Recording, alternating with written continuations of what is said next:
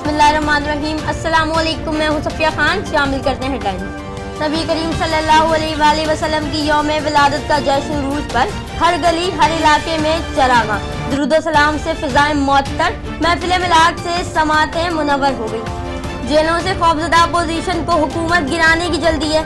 इमरान खान की दो टोक बात, बोले अपोजिशन जमहूरियत नहीं चोरी बचाना चाहती है। इमरान खान मलेशिया के कामयाब दौरे के बाद वतन वापस रवाना।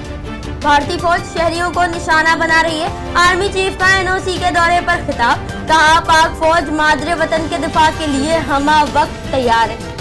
चांद में ताज रोड पर मस्जिद में धमाका, 8 अफराद जख्मी, सिक्योरिटी फोर्सेस ने इलाके को घेरे में ले लिया।